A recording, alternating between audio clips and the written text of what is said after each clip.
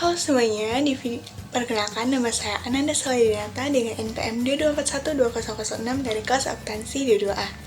Dalam video kali ini, kita akan membahas mengenai konsolidasi pada anak perusahaan yang dimiliki kurang dari 100%.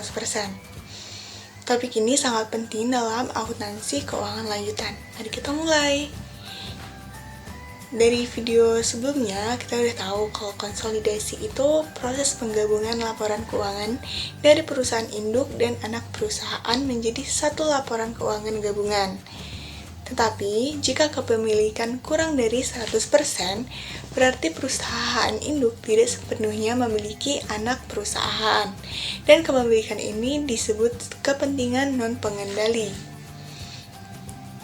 Kapan sih pengakuan kepentingan non-pengendali ini? Ketika perusahaan induk memiliki kurang dari 100% saham anak perusahaan, bagian dari ekuitas anak perusahaan yang tidak dimiliki oleh perusahaan induk disebut sebagai kepentingan non-pengendali. Kepentingan ini harus diakui dan disajikan secara terpisah dalam laporan keuangan konsolidasi. Langkah-langkah konsolidasinya, yang pertama, proses itu melibatkan beberapa langkah penting. Yang pertama, identifikasi proporsi kepemilikan perusahaan induk dan kepentingan non-pengendali. Kedua, gabungkan seluruh aset, kewajiban, pendapatan, dan beban anak perusahaan ke dalam laporan keuangan induk, sesuai dengan proporsi kepemilikannya. Yang ketiga, mengakui dan menyajikan kepentingan non-pengendali di ekuitas dan laporan laba rugi konsolidasi.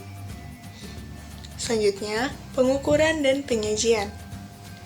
Kepentingan non-pengendali diukur berdasarkan nilai wajar pada tanggal akuisisi dan disajikan secara terpisah di bagian ekuitas laporan keuangan konsolidasi. Bagian dari laba bersih yang menjadi hak kepentingan non-pengendali juga disajikan secara terpisah dalam laporan laba rugi.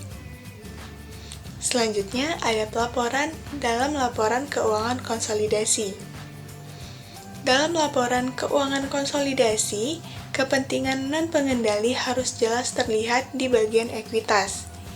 Ini memastikan bahwa penggunaan laporan keuangan dapat melihat dengan jelas bagian dari aset bersih dan laba yang bukan milik perusahaan induk. Selanjutnya, manfaat dan tantangan. Mengakui kepentingan non-pengendali memberikan gambaran yang lebih akurat tentang kepemilikan dan kinerja perusahaan. Namun, ini juga bisa menambah kompleksitas dalam penyusunan laporan keuangan konsolidasi, karena memerlukan perhitungan yang cermat dan penyajian yang tepat. Nah, itu tadi video singkat mengenai materi ini. Terima kasih sudah menonton, sampai jumpa di video selanjutnya.